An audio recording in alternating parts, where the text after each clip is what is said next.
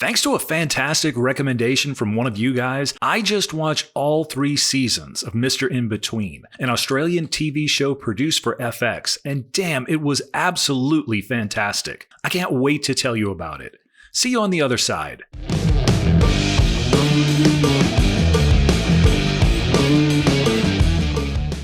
So first off, a huge shout out and thanks to Boomstickman71, who I hope is a subscriber and sees this. He recommended this back in the comments section of my review of The Bear, also on FX. He had great things to say about it. As for Australia, aside from their desire for bootlicking authoritarian government and a landscape where damn near all of the wildlife will fucking kill you, I dig Aussie stuff. So this was an easy call to give it a shot. Mr. InBetween is an Australian drama with comedic elements which debuted back in 2018. And yeah, I totally missed it back then. It's actually based on a 2005 movie called The Magician, which was written and starred Scott Ryan, who plays our lead, Ray Shoesmith, in Mr. InBetween. I'll get back to The Magician towards the end because it's interesting on its own. Like The Magician, Mr. InBetween is created, written, and stars Ryan.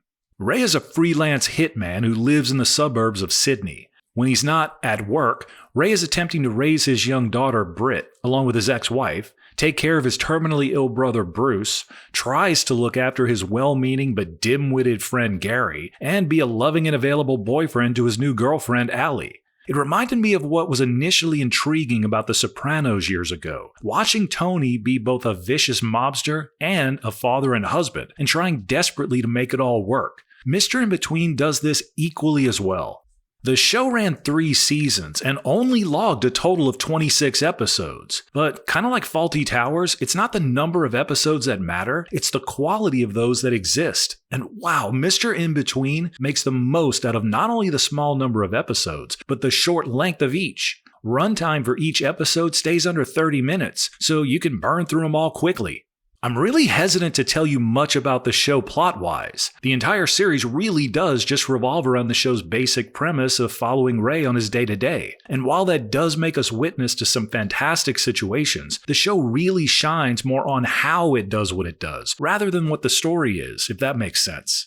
This is a small show. It's happy to be an Australian production, and at no point does it ever feel like it's trying to look or act like a Hollywood-produced show. That helps give it such an authentic feel. Ryan writes an incredibly tight script with no unnecessary dialogue. There are times when very little is happening, or Ray may be staring down someone and the script and director, Nash Edgerton, are confident enough to allow it to breathe. Yet, at the same time, no scene drags on. It's amazing, really. Before starting Mr. InBetween, I had just finished a watch of the old Dennis Leary FX show Rescue Me, and holy hell, that show never knew when to move on. You'd be stuck in scenes for 5 minutes with 2 characters having a conversation that could have been done in 45 seconds, but would drag on for another 4. Ryan never does that here. There are bridge scenes which may only last 40 seconds and have little dialogue, but they're so well done and so effective that they move the story forward efficiently. At first, it's hard to notice this, but once you see it, it's hard not to marvel at how well it does this. You'll never feel like the show or story gets bogged down.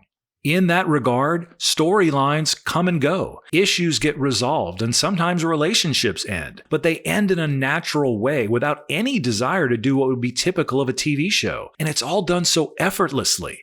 One of the great things about the small number of total episodes is that the show doesn't hang around too long. It's a complete story arc. And like any great show, you're left wishing there was more, but you leave appreciating the fact that it didn't hang around too long and ruin what they'd made. I'm not sure if Ryan had the entire story mapped out, but it was his call to walk away after just 3 seasons. And here's the crazy part of that. The dude's done nothing else. Other than the Magician movie I mentioned earlier, the only thing on his credits is Mr. InBetween. It's insane, given how exceptional the show is and how great he is in it. It wasn't until 2020 when Helen Mirren got her talent agent at CAA to watch Mr. InBetween that Scott Ryan was even signed to a big-time Hollywood talent agency.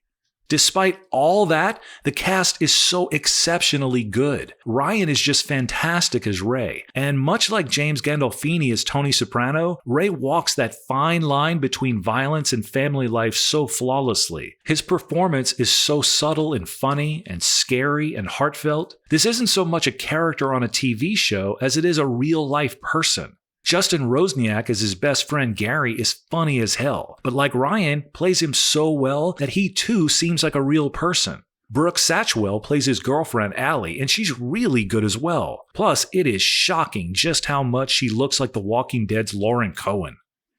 Nicholas Cassom plays his brother Bruce, who suffers from a debilitating terminal motor neuron disease. He's so good, I actually had to look it up to see if he really does suffer from the disease himself. Turns out he doesn't, so don't worry about it.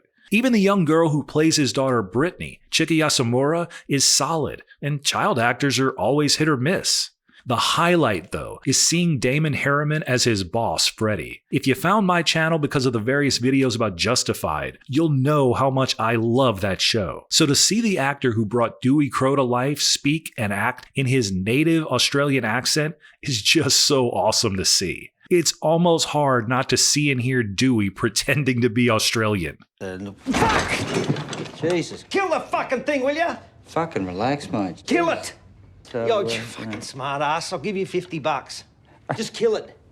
They're harmless. Mate, I just had a double heart attack here, okay? So I don't really think you can say that they're harmless. Before I wrap up, let me mention The Magician a bit. This was originally filmed over just 10 days with a paltry budget of 3,000 Australian dollars. And it shows. It's a mockumentary-style film where the premise is that Ray, yep, the same Ray from Mr. InBetween, has hired a young film student to ride along with him and document his life as a hitman.